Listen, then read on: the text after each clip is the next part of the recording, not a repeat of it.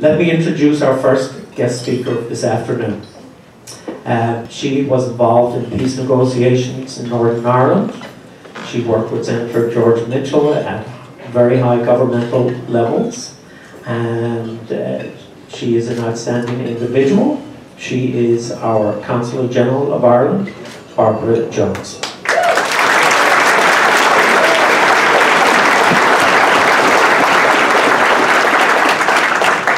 Very much, Hilary. My goodness, it's a great view here. It's the best view in Ireland when we're all together like this. Isn't it wonderful? We're going to have a great St. Patrick's Day parade this year.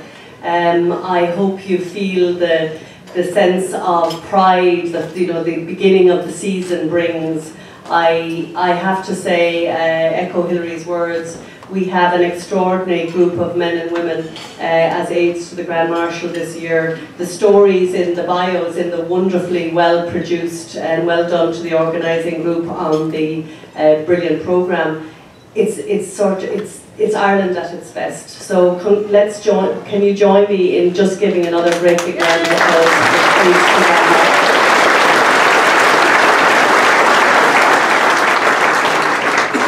I mean, many things make this year a very special parade, and I want to single out 3 of them.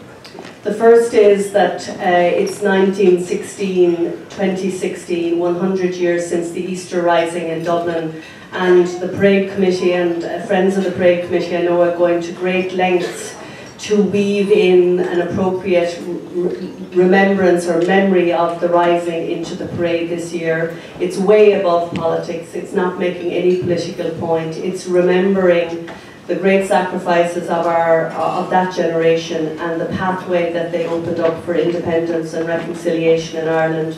I'm very delighted to know that the Irish tricolour, which symbolises the reconciliation we all hope for between the orange and the green, will be on display prominently in the parade and in the ceremonies around it, and I think that's very fitting.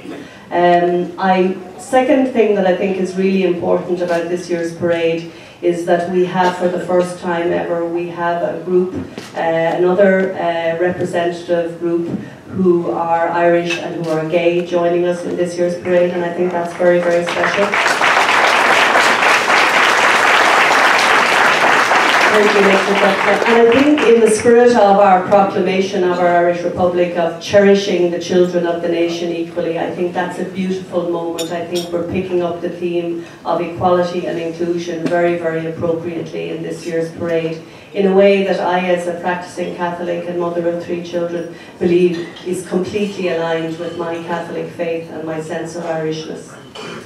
Thirdly, I think, and if I may, Senator Mitchell, I think Senator Mitchell's decision to accept the honour being offered of being Grand Marshal of this year's parade by the wise men and women in the organising committee caps it all for us.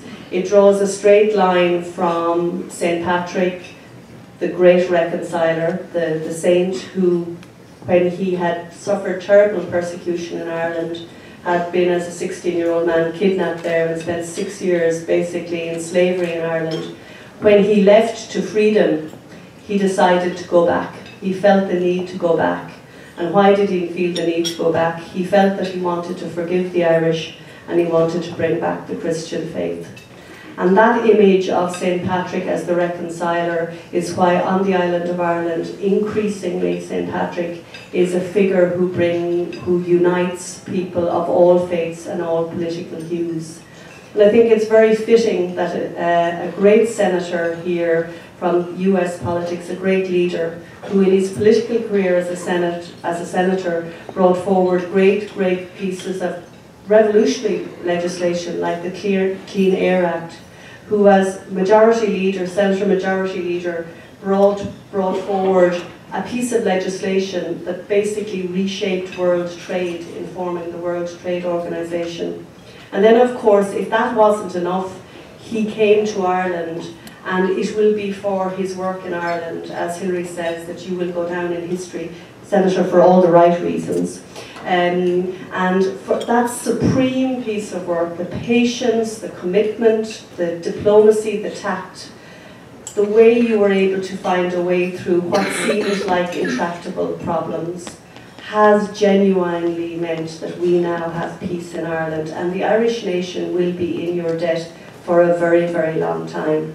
So it's very fitting this year that in the year of the Irish Republic, and where we remember peace and reconciliation in 1916 to 1998 in a very special way, that you should lead this parade and lead us forward with Mitchell's principles in mind to fix our differences, be they in Belfast or in New York or wherever they are, and also look forward to a great reconciliation and friendship, reconciliation in Ireland and ongoing friendship for our friends and families in Ireland and in the United States of America. As Consul General, I will be delighted to be part of this year's parade, and I'm looking forward to. We'll be open in the afternoon at the consulate if people want to drop over for a cup of tea, a cup of tea afterwards. And then on the 24th of April, we'll be sending out notices to you about our big major commemoration of the proclamation of the Irish Republic in New York. So thank you, ladies and gentlemen. Thank you to the Parade Committee for your hospitality to me once again, and I wish the parade every success and every blessing. Thank you.